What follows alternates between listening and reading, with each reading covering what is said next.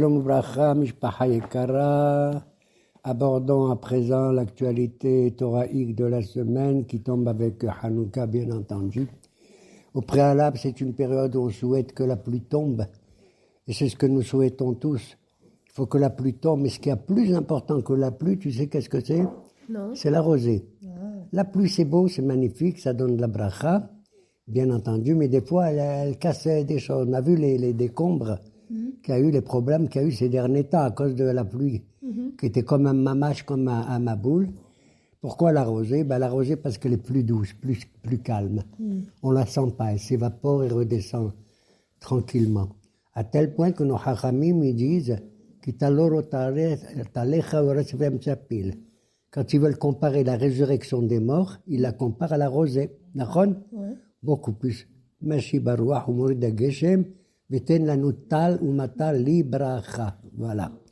Et ratson qu'on ait une bonne actualité à ce niveau-là, bien entendu. D'autant que parmi les problèmes de la fructification du sol, avec les pluies ou la rosée, on dit qu'il y a 4 ou 3 maftachot, 3 clés supérieures qui appartiennent qu'au bon Dieu.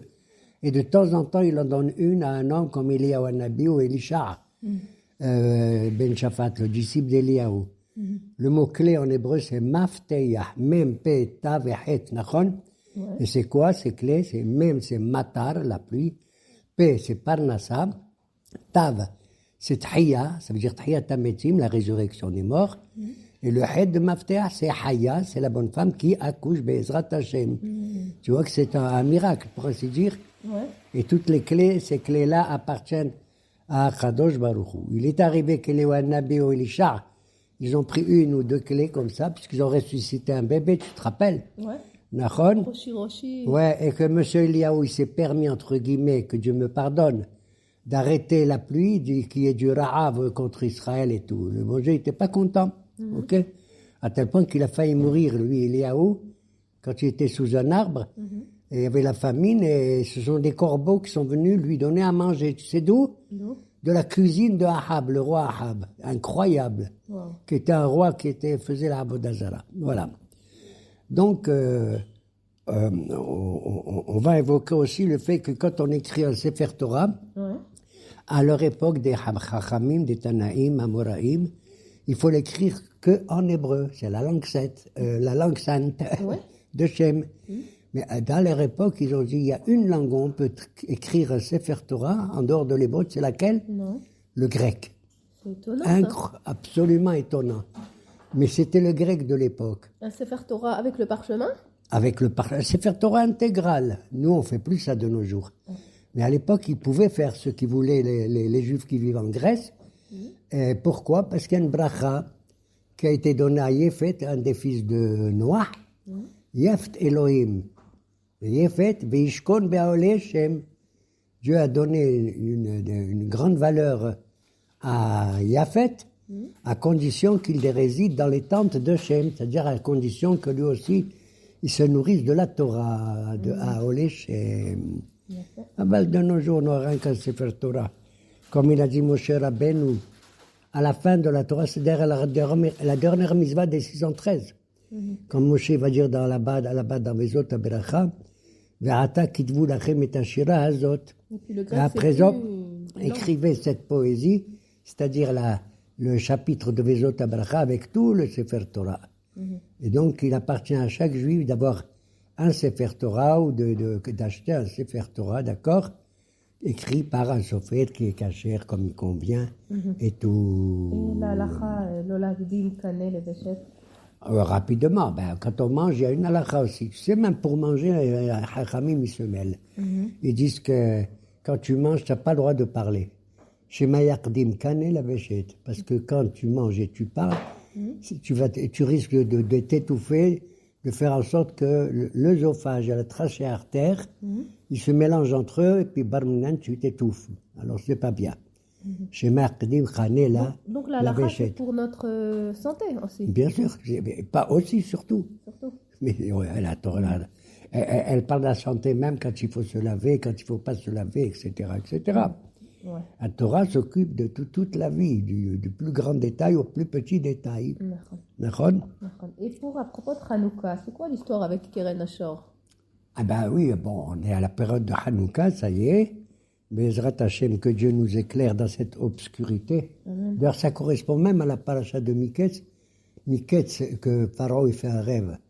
Et là-bas, Haramim ils disent Ketz Sam la Hoshech. Le bon Dieu met une fin à toute obscurité. C'est le sens réel de toute la fête de Hanouka avec la lumière, que même les juifs non religieux, ils l'appellent Haga Urim, la fête des lumières. Il marchait même, à l'époque des Grecs qui dominaient le peuple juif, ils ne voulaient pas tuer physiquement le peuple juif comme le voulaient les Babyloniens ou d'autres, ou Édom. Ils voulaient simplement imposer leur culture, leurs lois, leur philosophie, tout ça. Comme je le dis souvent, c'est vrai qu'ils avaient une belle philosophie, mais elle ressemblait à des gens qui cultivent le sol rien que pour faire des fleurs. Les fleurs, c'est beau, mais ça ne te nourrit pas. Alors que nous, la Torah, elle correspond à des fruits, à des pérotes. Elles sont belles, elles ont toutes les couleurs, les fruits et tout ça, mais elles nous nourrissent, elles nous donnent de la force, du koach, pour continuer à faire la avoda de Hakadosh Baruch Hu. D'accord? Ça me rappelle d'ailleurs l'histoire que la Gemara elle raconte à propos d'un empereur grec, Alexandre de Macédoine. Alexandre Moukadon. Il a rencontré, c'est un homme très très très intelligent, tu sais, et il dominait beaucoup de pays dans le monde, tu te rends compte? Et il a réuni des hachamim, plusieurs, et il leur a dit, j'ai des questions. Il avait 10 questions à leur poser.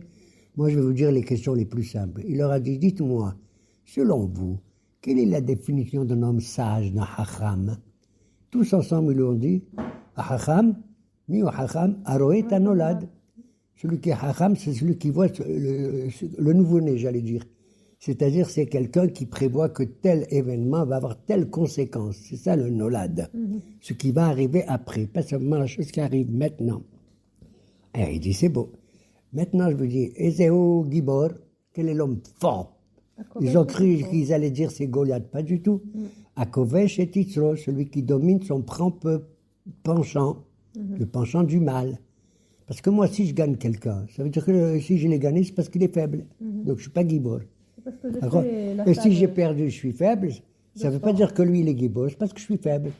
Mais je suis fort Gibor que si je gagne quelque chose qui est à ma force à moi. Tu as compris? L'égalité. C'est-à-dire mon yetzer. Par rapport à moi. Par rapport à moi-même, je suis Gibor.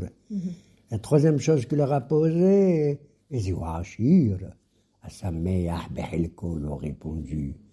Quel est l'homme qui est vraiment riche? Ils ont cru qu'ils allaient dire c'est Rothschild ou c'est, comment il s'appelle, le riche américain? Safra. Safra, il était riche. Ouais.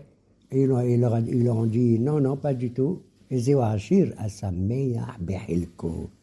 Celui qui est heureux avec ce que Dieu lui a donné. Il lui a donné Helko. Pourquoi écrire Helko? Ça veut dire ce que Dieu t'a donné, tu l'as. Ça, c'est Baruch Hashem. D'accord? S'il te donne encore en plus, tant mieux. Mais tu es content maintenant. Mais c'est-à-dire. Voilà, disons, en gros, quelques idées qui nous rappellent la fête de Hanouka. Tiens, il y a encore une autre idée. Qu'est-ce qu'ils ont dit, les Grecs, aux Juifs? À présent, vous allez tous écrire sur la corne le keren d'un taureau, d'une vache, vous allez écrire En lachem helek belo Israël. C'est fini. Vous n'avez plus de part avec le Dieu d'Israël. C'est terminé. Vous allez vous assimiler à devenir des hellénistes, des Grecs. Pourquoi il leur a dit écrivez sur la corne? D'ailleurs, c'est marrant, tu vois que le mot keren en hébreu, c'est comme en français, corne, keren, corne. D'accord? Pourquoi il leur dit d'écrire sur une corne de taureau? C'est pour leur rappeler, même, que même vos enfants, quand ils vont boire du lait dans la corne, parce qu'ils avaient comme ça un biberon qui avait une forme de corne, eh bien, ils sauront qu'ils doivent être grecs. Et alors pourquoi? Pourquoi d'un taureau? C'est pour leur rappeler que le peuple juif, malheureusement, il avait 2 grands péchés qui étaient liés à la vache, au taureau. C'était lequel? Le premier, c'est Aigel Azahab. Quand ils ont fait le veau d'or, en recevant la Torah. Et la deuxième, c'est quoi, Shor? Vous n'avez pas droit au Shor parce que vous avez dit que parmi les 10 tribus d'Israël, les 12 tribus d'Israël, il y en a un qui a été super intelligent et merveilleux. C'est Yosef, quelle est sa bracha? Bechor Shoro Adarlo. le nez qui a une force incroyable au niveau cosmopolitique, économiste, intelligente et tout, c'est Yosef, comme on le voit dans la paracha de Miketz, d'accord? Alors, en rappelant que vous avez fait ces deux péchés, un vis-à-vis d'Akadosh Baruch Hu, Ben Adam el-Makom, c'est le Haïgel Azav, et l'autre, Ben Adam el-Havero, c'est l'histoire que vous avez vendue Yosef, vous l'avez jeté dans des conditions comme ça, et donc vous êtes un peuple, vous n'êtes plus le peuple élu. Vous avez compris? Ouais. Ok. C'est ce qui donc ils ont voulu faire les marches et même les Grecs. Et dans la Haftarah, il y a des histoires avec Shlomo HaMelech. Ah, bah déjà avant la paracha, madame, vous êtes madame Déborah? Oui. Mais je tiens que dans la Torah, oui, elle s'appelle Eshet Lapidote. C'est la femme d'un monsieur qui s'appelle Lapidote. Pourquoi? Parce que son mari, à Déborah, il fabriquait toujours des mèches, des lapidim, qu'il offrait au Beth Amikdash. Et c'est avec ces mèches qu'ils allumaient la menorah. Donc, Madame Déborah et son mari rappellent l'histoire de Hanouka. Elle était chauffette, elle avait le temps de faire les mèches en plus. Non, c'est son mari surtout qui fait. Eshet Lapidote. Ah, c'est lui qui faisait les mèches. C'est lui. Elle était la femme d'un monsieur Lapidote. Oui. Le pauvre, il travaillait sans arrêt. Elle était assise sous un palmier. Et elle était intelligente, bien sûr, et tout. Enfin, bon, oui. Bon. Alors, c'est quoi cette histoire avec Shlomo HaMelech? Ah, ben, Shlomo HaMelech, c'est l'Haftarah, justement. Je ne vois pas le rapport. Si, de la même manière que Yosef était très intelligent, puisqu'il était capable d'interpréter les rêves, comme on l'a vu avec Sarah Mashkem et Sarah Ophé, les chansons et le panutier, et plus tard avec le pharaon, ben, Shlomo HaMelech était capable. Et on raconte à son sujet qu'un beau jour, il était là, et deux femmes s'approchent de lui, elles disent « Majesté, on voudrait que vous rendiez justice. Qu'est-ce qui s'est passé ?» Elle dit « Voilà, on était seuls, chacune on avait un bébé. Et moi je me réveille, dit une dame, et je trouve que mon bébé, il était mort. J'ai cru que c'était le mien, mais en vérité, c'est cette femme là-bas qui m'a trompé. C'était son bébé qui est mort, et elle a pris mon bébé vivant. Ah bon, venez, on va voir. » Elles viennent les deux. Et Shlomo HaMelech, qu'est-ce qu'il dit? Il dit à son serviteur, va me chercher une épée. Il va chercher. Il dit, qu'est-ce que c'est? Il dit, écoutez, le bébé qui est vivant, celui qui est mort, le pauvre, il est mort. Mais le bébé qui est vivant, on va le couper en deux. On donne une moitié à une femme et l'autre moitié à l'autre femme. Alors la femme qui vraiment savait que c'était son bébé qui était vivant, elle était très sensible. Elle dit, je m'en fous, c'est le mien qui est vivant. Donnez-lui à cette dame, ne le tuez, ne le coupez pas, ne le coupez pas. Ouais, et l'autre, qu'est-ce qu'elle a dit? L'autre, elle a dit, non, vous pouvez le couper en deux. C'était pas la maman. Elle a compris, elle a dit, vous savez maintenant, ça y est, tout le monde comprend que le bébé appartient à la femme qui a dit, donnez-le. D'accord? Et ne le coupez pas. Il a eu la même affaire. Un jour, on lui raconte, il dit, Majesté, comment on fait? On doit porter le téphilin sur la tête, d'accord? Oui. Et si un homme qui a deux têtes, ça arrive, ça peut arriver. Ou est-ce qu'il met deux téphilines ou pas? Il a dit, je ne sais pas, on va voir. Qu'est-ce qu'il fait? Apportez-moi une bouteille d'eau brûlante. Oui. On lui apporte l'homme aux deux têtes et dit, on va voir si c'est deux hommes ou un seul homme. Il prend la bouteille d'eau brûlante et il la verse sur une tête. Qu'est-ce qui se passe? C'est les deux têtes qui se mettent à crier. Aïe, aïe, aïe. Pas seulement la tête où la verse l'eau brûlante, même l'autre tête à côté. De là, on apprend que c'était le même individu et que ce n'était pas deux hommes. Donc, il met une seule fois les téphilines et fait une seule fois tel mitzvah. Il n'est pas obligé de faire deux fois. Maintenant, je ne sais pas, il paraît, j'en sais rien, on m'a raconté qu'une fois, ça existait un homme qui avait deux têtes. D'accord? Ben, je ne sais pas si je dois y croire. La vérité, moi, je sais que j'ai même pas la tête quand je parle. On a eu deux. Oui, on fait tous la tête. Bon, on va pour Surtout Hanouka. quand on approche maintenant du nouveau mois, on tombe, qui se lève. On arrive dans le mois de Tébet. Tu as compris que Tébet? Tébet. Voilà. On est tous Tébet au mois de Tébet. Voilà. Ouais.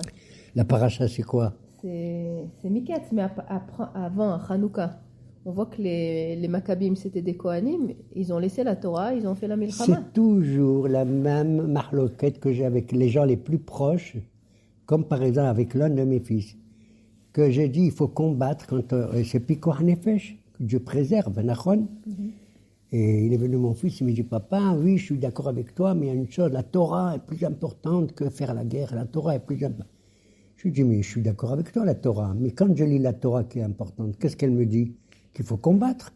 Quand il y a un Pikuach Nefesh, il y a même toute une paracha qui s'appelle Kitetse la Milhama, quand tu sors en guerre comme ci, comme ça. Je vais te dire, il y en a qui disent Torato ou Manuto, que ce sont que ceux qui étudient la Torah, ils sont libérés.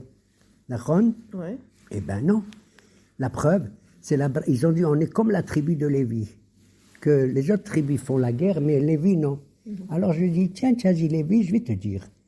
Lis la bracha que Moshe, ou même Yaakov, Moshe, il donne à la tribu de Lévi. Qu'est-ce qu'il dit? Yoru mishpatecha le Yaakov et Toratcha le Israël. Oui, ils doivent enseigner la Torah, d'accord? Et toutes les lois de la Torah à Israël. Mais juste après, qu'est-ce qu'il y a écrit? Hein? Qu'est-ce qu'il y a écrit juste après? Il y a écrit Yoru mishpatecha le Yaakov.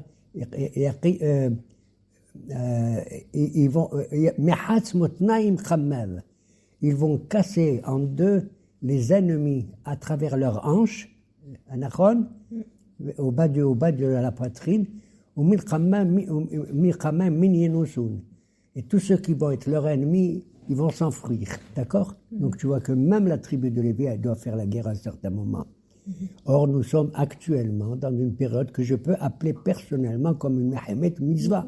Pas je peux, tous nous pouvons. Mamash Mehemet Mitzvah, au nord, au sud, à l'est, à l'ouest, comme tu veux, partout. D'ailleurs, ça me rappelle que la Hanoukia, on doit l'allumer pour faire Pirsoumenissa, pour publier le miracle. Et quand tu lis Bimé Matatia ou Ben Hanan, tu ne manifestes même pas l'histoire du Parchemen. Tu dis que c'est les combattants, les Hashmonaïm, qui étaient des Kohanim, des Lévi'im, d'accord? Eh bien, eux, ils étaient peu nombreux, Me'atim, Be'avrabim, Tzadikim, Be'adreshaim, etc., etc. T'as compris? On met l'accent dans le combat et pas dans le miracle du Parchemen, même s'il était important, bien sûr, en tant que signe, en tant que symbole. À nos yeux, la lumière de la Torah, et la Torah, elle te dit, voilà, véritablement, voilà. Et c'est peut-être ce qu'on apprend dans cette paracha de Mikès. Pourquoi elle s'appelle Mikès d'ailleurs? Elle met fin à tous les problèmes qu'il a subis, le pauvre Yosef, qui était pendant 12 ans en prison, d'accord? Comme dit le Passouk, Ket Sam la Hoshech. Il y a une fin à toute obscurité. Ne désespère pas, même si tu traverses beaucoup d'épreuves dans ta vie, il arrivera un temps où tu t'en sortiras. Comme Shlomo Alamelech, il avait une bague, il avait écrit Gam Ze Ya'avor. Gam Ze Ya'avor, etc., etc. Et donc, on voit que le pharaon, lui, c'est encore une histoire de rêve. C'est les rêves qui ont fait tomber Yosef au puits et qui vont le ressusciter, pour ainsi dire. Et à ce moment-là, le pharaon fait un rêve que tout le monde connaît. Et j'étais, moi, le pharaon, j'étais Al-Sfata Ayor, au bord du Nil. Yosef lui dit, Majesté, excusez-moi, vous n'étiez pas au bord du Nil. Quand vous avez rêvé, vous avez dit que vous étiez sur les Nils. Vous êtes supérieur au Dieu, à votre Dieu qui est le Nil. D'accord? Alors le pharaon, il devient dingue. Il dit, mince, il connaît même ce que j'ai dans mon cœur. Oui, parce que le pharaon, il a dit de lui un passouk, Li Yeori vani asitini. Le Yeor m'appartient, et c'est moi que je me suis créé. Il s'est pris pour un bon Dieu lui-même. D'accord? Et c'était Yom Houled de ses parents. C'était le jour de son anniversaire, exactement. Et d'ailleurs, c'était pendant la période plus tard de Rosh Hashanah. Parce que les chansons, celui que Yosef avait dit qu'il sera au bout de 3 jours libéré et qui retrouvera son poste, il dit, ah, maintenant je me rappelle, mon cher Paro, qu'il y a un homme, un Nahar Ivri, tu sais, avec des T.A. il parlait comme Nahar Ivri, un jeune hébraï, oui, dans sa bouche. Et pourtant, il était intelligent, j'ai pas compris. Et moi, j'ai fait un rêve, ça m'a sauvé. Le panetier, il a fait un rêve, le pauvre, il a été pendu au bout de 3 jours, tout s'est réalisé. Demande. Le pharaon dit, attends, moi j'ai des hachamim chez moi. Il avait plein de hartoumim, des sorciers, tout ça. Il leur a demandé, ils n'ont pas su. Quel rêve il a fait? Il a rêvé 7 vaches, d'accord, qui étaient grosses, et 7 vaches mecs qui ont avalé les vaches grosses. Il se réveille, il refait un autre rêve. il arrivait 7 épis de blé qui étaient gros, après 7 épis de blé qui étaient maigres. D'accord? Et les épis maigres, ils ont avalé les épis gros, c'est encore plus terrible. D'accord? Il leur dit, qu'est-ce que c'est que mes rêves? Ils ont dit, c'est pas possible. Normalement, n'importe qui il peut comprendre ce rêve. Pourquoi? Parce que si ce qui est maigre, il avale ce qui est gros, d'accord? Ça veut dire que la famine, elle va arriver après l'abondance. Le ra'av après le sova. Mais eux, ils disent, c'est impossible, nous on a le Nil, on n'aura jamais la famine. Qu'est-ce que j'ai rêvé? Dites-moi. Ils m'ont dit, ça veut dire que peut-être tu vas faire la guerre, tu vas gagner 7 médinotes, et après peut-être tu vas perdre 7 médinotes. Et vous, ça veut dire que tu vas avoir 7 garçons, après tu vas avoir 7 filles. Et vous, ça veut dire après tu vas manger cette troche importante. Et pourquoi il n'a pas été d'accord avec leur explication? Il aurait pu croire que c'est bon. Il aurait pu croire que c'est bon, effectivement, mais il s'est dit au plus profond, tu sais, en vérité, je crois qu'il avait dans son inconscience, son subconscient, le pitaron que Yosef il va lui donner. Parce que tous les magiciens ont dit c'est impossible qu'en Égypte il y ait de la famine. Ça leur vient, qu'il y avait de la famine, ça leur vient même pas. En Égypte. Exactement. Plus tard on verra ça. Même avec Abraham Avinu. Exactement. Donc impossible, étant donné que Dieu bénisse entre guillemets, l'Égypte a le Nil. Et le Nil, c'est la source de toute l'abondance, de toutes les brachot. Tu te rends compte? Donc pour eux, ça ne venait pas à l'esprit. Mais le pharaon, dans son subconscient, il dit, c'est pas la bonne réponse. Et on fait arriver ce jeune hébreu, Yosef, Nahon, il s'habille, il se rase, parce que les Hébreux, ils avaient des barbes. Et les Égyptiens, c'est interdit, tu comprends? C'est comme ça de leur... Et donc, il arrive, il entend le rêve du pharaon, qui se double, il dit, ah, tu as fait 2 fois un rêve qui se ressemble, et au milieu, tu t'es réveillé. Mais Ali Chanot, étant donné que le rêve, il s'est doublé, ça veut dire qu'il va arriver bientôt, pharaon, attention. Quoi? Il y aura 7 années d'abondance qui vont être suivies par 7 années de famine. Maintenant, pharaon, tu vas désigner quelqu'un qui est Navon et Hacham, intelligent et supérieur et tout, pour qu'il dirige toute cette affaire au niveau économique. Il lui dit, mon cher ami, il n'y a pas de plus intelligent et plus Hacham que toi, et c'est toi que je désigne. Incroyable. Il lui a dit, tu sais, moi je ne t'appelle pas Yosef, comme tu avais ton nom à l'origine, je vais t'appeler en égyptien, Tzafnat Parneya. Ça veut dire, celui qui révèle ce qui est caché. Tzafnat Parneya. Et il l'installe sur un joli carrosse, et il va dans l'Égypte, et tout le monde crie devant lui, Avrer, agenouillez-vous, Berech, c'est le genou. Avrer. Alors c'est marrant que ceux qui étudient en Yeshivot, les appellent Avrer, d'accord? Tov. Et donc, c'est ainsi qu'il a pris un poste incroyable, juste en dessous du pharaon. Le pharaon lui a dit, il n'y a que le trône qui est au-dessus de toi, Joseph. Et c'est sur ta bouche que mon peuple va embrasser, va accepter. D'ailleurs, il y a eu les 7 années d'abondance, et juste après les années de famine. Et les Égyptiens, ils ont crié, ouais, qu'est-ce qu'on va manger? Mais il dit, allez voir Yosef. Ce qu'il vous dit de faire, vous le faites. Ils vont voir Yosef. Comment on mange? Il leur a dit, tu sais ce qu'il leur a dit? Pour manger ici, maintenant, vous allez faire comme les Hébreux et d'autres, c'est de faire la Brit Mila. Ils sont devenus dingues. Qu'est-ce qu'il a fait Yosef au niveau économique? Il a divisé l'Égypte en 5 grands arrondissements, 5 grandes provinces. 5. Ouais. Pourquoi le 5? D'accord? Parce que chez nous, les Juifs, le chiffre le plus symbolique, c'est le 7. C'est le Shavua, la semaine, suivi du 7e jour, le Shabbat. Mais chez les Égyptiens, le chiffre le plus important, c'est le chiffre 5. Khamsa alayhum. D'accord? Et voilà pourquoi Yosef, pour faire son histoire et sa politique économique, il a divisé l'Égypte en 5. Himesh et Misraïm. Himesh. D'accord? Et donc, voilà. Et c'est Yosef qui s'occupait de cela.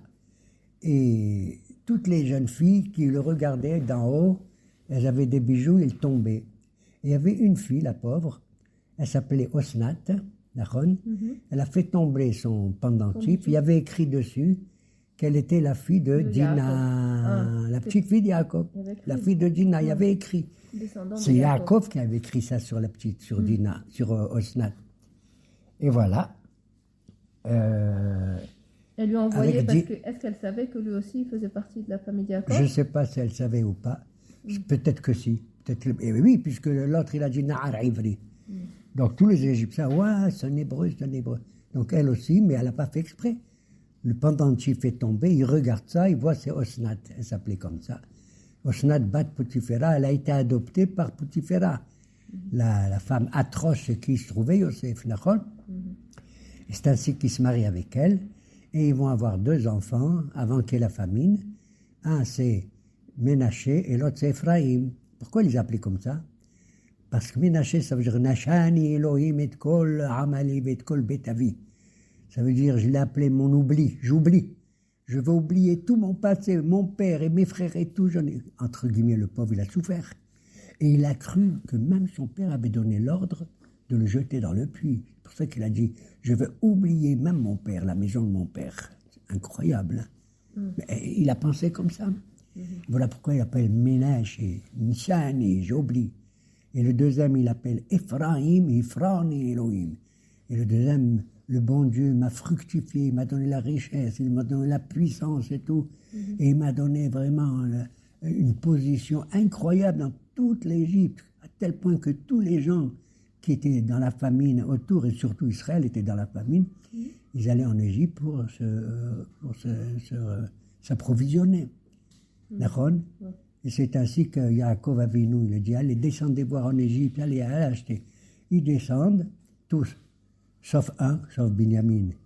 Parce que Yaakov, il ne voulait pas que Binyamin descende en Égypte. Kailou, il est jeune. C'est pas vrai, il n'était pas jeune, mais c'est le plus jeune de tous. Ils descendent, et c'est là que Yosef, il les voit, il les reconnaît, et eux ne le reconnaissent pas. Il avait changé au niveau physique, certainement. D'accord? Puis il était habillé à l'égyptienne, il avait une kafa, une gendora et tout et tout. Et c'est ainsi qu'il les reçoit, et il va faire un tas de trucs, de stratagèmes pour justement les faire entre peu souffrir jusqu'à ce qu'ils vont découvrir qu'il s'agit de Yosef. Il remplit leur sac à tous, avec le blé et tout ce dont ils ont besoin, et en cachette, ils ont payé l'argent, et ils mettent tout l'argent dans chacun de leurs sacs. Quand ils sortent, ils quittent l'Égypte, et ils regardent, ils ont faim, ils veulent donner à manger à leurs ânes, à leurs chameaux, et ils voient qu'il y a de l'argent dedans. Ils deviennent fous. Mince, qu'est-ce qui nous est arrivé? Ils vont voir leur père. Oh là là, on est obligé de retourner pour lui rendre, on n'est pas des voleurs. Et Yaakov dit, attendez, du qu'elle attendez. Et Reuben, le premier, le pauvre, c'est l'aîné de la famille. Hein. Il dit, papa, écoute, laisse-nous descendre, on retourne, on fait tout ce qu'il faut, tout ce qui convient. Et s'il arrive quoi que ce soit, tu peux tuer mes 2 enfants. Mais bol, on dit ça. Non. Si j'ai pas réussi, tu tues mes 2 enfants. On a dit, allez, va. Et attendez. Et après, c'est Yehuda. Et c'est la conclusion, en gros, de la paracha. Yehuda dit, papa, écoute-moi. Tout le monde pense que c'est de moi que va sortir la royauté, Nachon, la Malchut, puisque David viendra de Yehuda. Anochi Arbenu. Moi, je me porte garant. Je me porte garant que je veux que Binyamin il vienne parce que Yosef a exigé le dernier fils. Et si je n'arrive pas, alors à ce moment-là, je m'en occupe. C'est moi qui vais souffrir de tout. Et Yaakov Avinu accepte et dit que Dieu t'aide. Voilà pourquoi, si Yehuda dit Anochi Arbenu, je serai garant. De là, on apprend que chacun de nos frères, chacun d'entre nous, il est garant de tout le peuple d'Israël. Comme il est dit, Kol Israël Arevim Ze, Baze, Amen, Keni Ratzon. Amen, Keni Ratzon. Chazak u'baruch.